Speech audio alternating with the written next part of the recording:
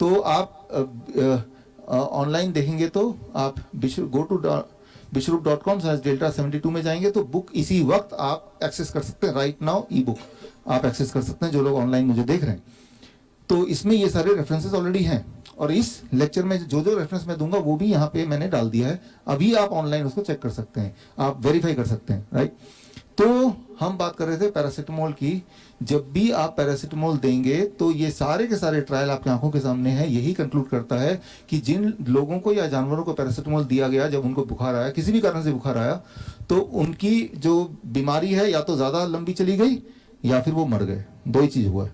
ऐसा कभी नहीं हुआ पूरी दुनिया में, कभी भी नहीं हुआ, किसी भी एक ट्रायल में नहीं हुआ कि जिनको पैरासीटामोल दिया उनको किसी भी तरह से कोई फायदा हुआ हो, इन टर्म्स ऑफ या तो बीमारी जल्दी ठीक हो जाए, नंबर 1, राइट, या तो कम से कम उनको बचा लिया जाए। Paracetamol increases the mortality and paracetamol increases the chances, lengthens the chances of being ill, right. तो ये एक इंपॉर्टेंट बात है, ये सारे एविडेंसेस हैं। पैरासीटामोल को इनफैक्ट खिताब मिला है कि ये most dangerous medicine in the world है, क्योंकि इससे लीवर फेलियर, सबसे दुनिया में सबसे ज्यादा लीवर फेलियर के केसेस आते हैं, that is because of paracetamol. ये सारे एविडेंसेस आपके सामने है। Davidson principle and practice of medicine 23rd edition, ये तो बाइबल बोला जाता है ना कि मेडिकल साइंस के, उसके उसमें से ये टेक्स्ट लिया गया है। तो जब this is called medical science, जब ये ऑलरेडी प्रूव हो चुका है कि फीवर में आपको पैरासीटामोल नहीं देना है या एंटीपायरेटिक नहीं देना है या उसको घटाना नहीं है, तो हम क्या करते हैं जब हमारे पास पेशेंट आते हैं, टेम्परेचर कुछ भी हो जाए, 104, 105, 106, और होते हैं हमारे पेशेंट के टेम्परेचर, हम उसको कभी भी पैरासीटामोल नहीं देते हैं, कभी भी नहीं दिया। 60,000 में से एक भी पेशेंट को एक बार भी कभी भी नहीं दिया, नॉट एट ऑल, क्योंकि हमें पता है कि fever is a defence mechanism, इसको समझना पड़ेगा। समझाने के लिए आप दे दो जरा, यहाँ रख दो।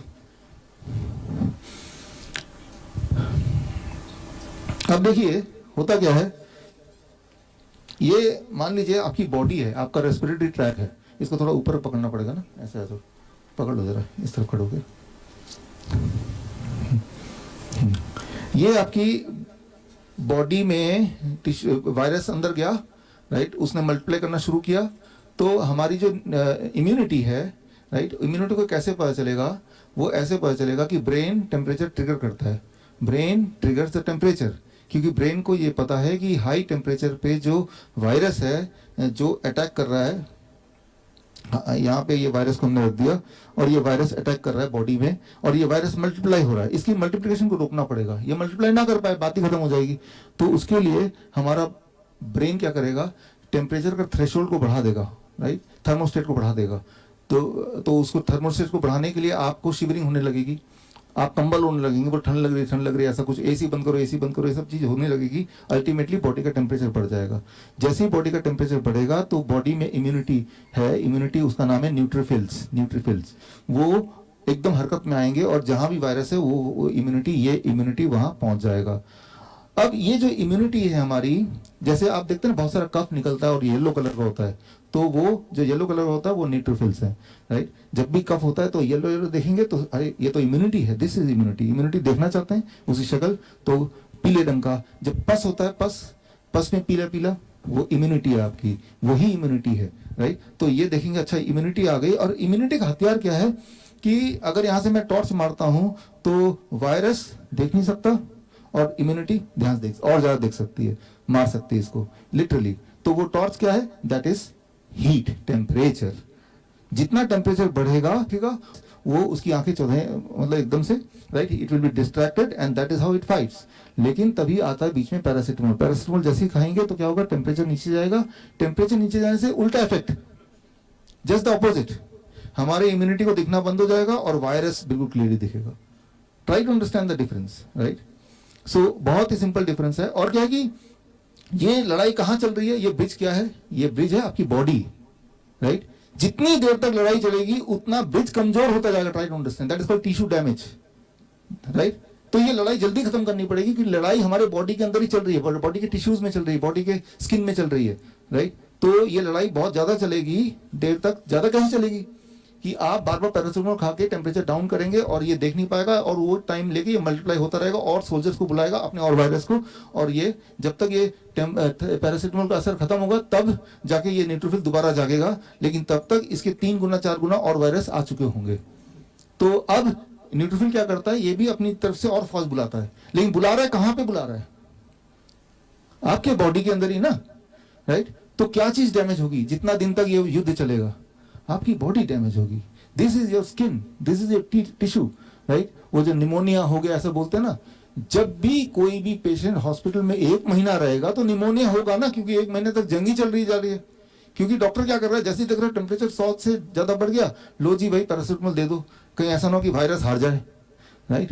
और जैसे ही टेम्परेचर घटा दिया, अब निश्चिंत है, अब वायरस को काम करने से फैलेगा, मजा आ जाएगा। लिटरली लिटरली मैं आपसे पूछना चाहता हूं, आपके माध्यम से सारे डॉक्टर से पूछना चाहता हूं, क्या उनको ये नहीं पता जो मैं साइंस बोल रहा हूं? क्या उन्होंने बुक में पढ़ा नहीं है? अगर तो बुक में पढ़ा है तो वो क्यों दे रहे हैं दवाई? Are they the enemy of the patients? If not, then why they are giving the medicine? Are they don't know the science? They know the science. Then why they are giving the medicine? ये सवाल पूछना पड़ेगा ना आपको, right? Yes. So याद रखिए, जो पहली गलती आप करते हैं कि आपको दवाई देनी नहीं है, तो आता है कई बार कि वो तो दिमाग में चढ़ जाएगा, फिट्स हो जाएगा।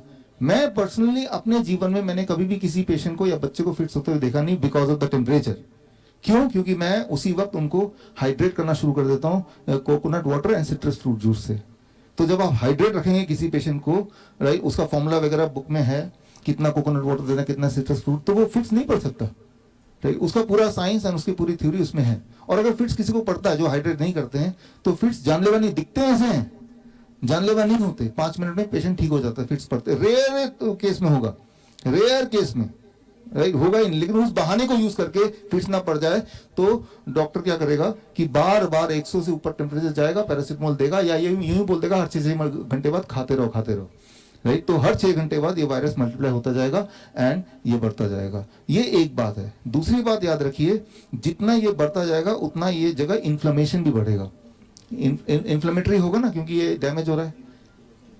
जो इन्फ्लेमेशन बढ़ेगा ये भी आपकी लड़ाई का हिस्सा है, राइट। बहुत ज्यादा बढ़ जाएगा तो आपके लिए नुकसान है, थोड़ा बढ़ेगा तो ये अपने पैर जमा पाएगा, राइट। क्योंकि वो जो पस बनता है, आपके कफ बनता है, वो भी इन्फ्लेमेशन का कहीं ना कहीं रोल होता है, राइट। ऐसे में जो अलग अलग टेस्ट करते हैं, ब्लड टेस्ट करते हैं आपके इन्फ्लेमेशन स्कोर देखने के लिए, ताकि कॉर्टिकोस्टेरॉइड दिया जाए, तो वो भी एंटी हमारे बॉडी के खिलाफ ही काम करते हैं।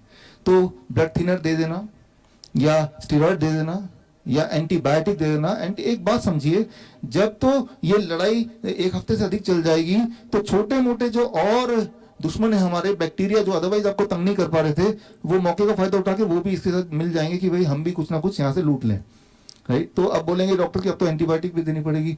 तो ये एक खेल शुरू हो गया जो कि हम हारने लगे, एक जीती हुई गेम को हम हारने लगे। तो इस बात को अगर आप साइंटिफिकली समझेंगे, उसके लिए सारे एविडेंसेस मैंने बुक में दिए हैं। तो पहली गलती आप नहीं करेंगे, कुछ भी हो जाए मुझे पैरासिटामोल देना ही नहीं है। Scientifically it is not validated at all, but rather it is the number 1 cause of making the patient sick for longer period. और ठीक होने के बाद, जिसे हम बोलते हैं ठीक हो गया है, वो ठीक होता ही नहीं पेशेंट परमानेंटली। उसको आपने देखा होगा, आर्थराइटिस हो जाता है, डायबिटीज हो जाता है, राइट। तो जब हाई डोज लेते हैं, लंबे समय तक लेते हैं, तो वो ठीक कैसे बोलेंगे? हाँ, फीवर ठीक हो जाता है, राइट। तो लेकिन आपकी एक मेडिकल कंडीशन बन जाती है जो जीवन भर रहता है। हमारे पास ऐसे बहुत सारे पेशेंट हैं जिन्होंने वो WHO वाले प्रोटोकॉल के हिसाब से इलाज कराया, वो 6 महीने हो गए और 6 महीने से वो आर्थराइटिस के पेशेंट बन गए, डायबिटीज के पेशेंट बन गए, हार्ट के पेशेंट बन गए, राइट, जो कि पहले नहीं था, राइट। तो those are the side effect of this because of this science. अब थैंक यू। तो